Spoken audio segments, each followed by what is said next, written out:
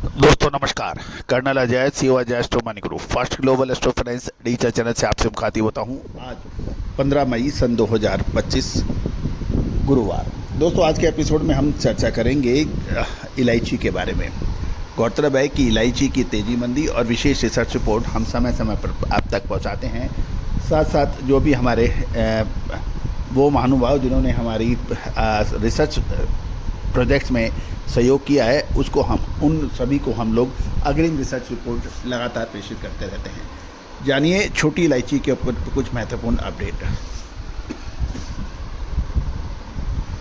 दोस्तों पिछले लगभग 1.5 महीने से छोटी इलायची के अंदर मंदी का तूफान देखा गया था, लेकिन निचले स्तर पर कुछ रिकवरी देखी गई है और पिछले कुछ दिनों में भाव निचले स्तर पर खरीदारी के चलते करीब 200 रुपये प्रति किलो की मजबूती देखी जा चुकी है। इससे पहले ऊपरी स्तरों से लगभग 1200 से 1250 रुपये प्रति किलो की तेज गिरावट दर्ज हुई थी।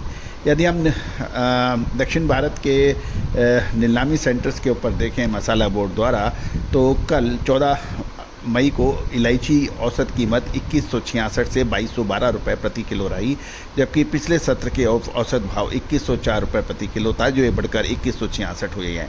अधिकतम भाव 3028 से गिरकर 2871 रुपये प्रति किलो दर्ज किया गया है।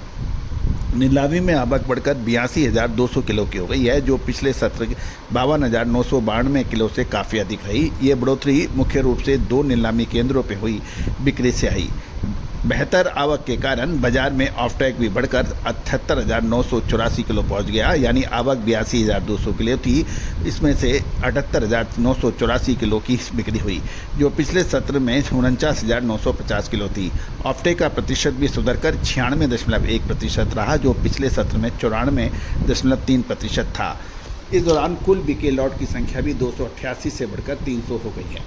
ग्रेड के अनुसार देखें तो कीमतों में 60 से 100 रुपये प्रति किलो की मजबूती देखी गई। 7 mm से कम ग्रेड की इलायची के दाम 2440 से 2580 रुपये प्रति किलो के दायरे में रहे, जबकि 7 से 8 mm ग्रेड के दाम 2640 से 2880 रुपये प्रति किलो पर बिकने के समाचार हैं।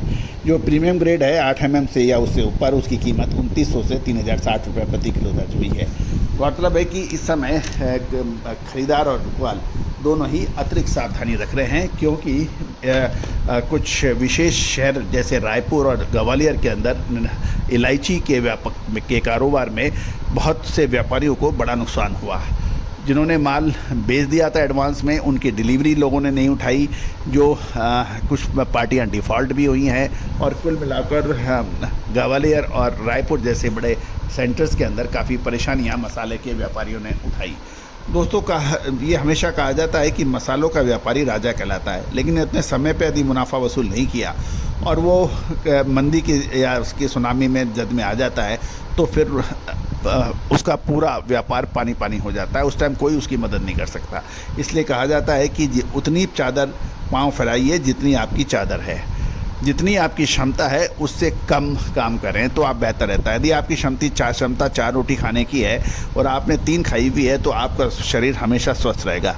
3 रोटी खाने के बजाय यदि आपने 6 या 7 रोटियां खा ली है, साथ साथ में मिठाई और दूसरी चीज़ें भी आपने खा ली, तो निश्चित रूप से मानिए कि आपका शरीर रुग्ण हो जाएगा, बीमार हो जाएगा, आपका पाचन तंत्र खराब हो जाएगा और आप काम करने की स्थिति में नहीं रहेंगे। व्यापार और व्यवसाय चातुर्य का है। व्यापार और व्यवसाय रिस्क और रिवार्ड का कैलकुलेशन का है। व्यापार और व्यवसाय मेंटर का है, विश्लेषक का है। अपने साथ विशेषज्ञों की टीम रखें, निश्चित से फ़ायदा होगा। यदि आप हवाई जहाज़ का फ्लीट आपके पास है, यानी 10 हवाई जहाज़ हैं, 2 हवाई जहाज़ हैं और 1 हवाई जहाज़ हैं, लेकिन ग्राउंड स्टाफ आपके पास है ही नहीं, आपके मेंटेनेंस आपके इंजीनियर्स आपके पास है ही नहीं, पायलट आपके पास है ही नहीं, तो वो 10 जहाज़ किस मतलब के? आपके पास दुकान बहुत बड़ी है, माल भरा हुआ है, लेकिन ना आपके पास स्टाफ है, ना आपके पास मार्केटिंग टीम है, ना आपका फाइनेंशियल मैनेजमेंट करने वाला है, ना आपको कोई मेंटर है। आप अकेले क्या क्या करेंगे? तो दोस्तों आज ज़माना विशेषज्ञों का है, टीम वर्क का है, आपस में एक साथ बढ़ के चलने का है। कार के अंदर स्टीयरिंग आपके पास है, लेकिन ब्रेक आपके पास नहीं है, तो क्या आप कार चला सकते हो? कार में स्टीयरिंग आपके पास है, लेकिन एक्सीलेटर आपके पास नहीं है, तो आप क्या गति दे सकते हो? जी नहीं। ब्रेक, एक्सीलेटर, स्टीयरिंग, ये सब आपके कंट्रोल में होगा, सब अपना काम करेंगे तो ही आपकी कार चलेगी।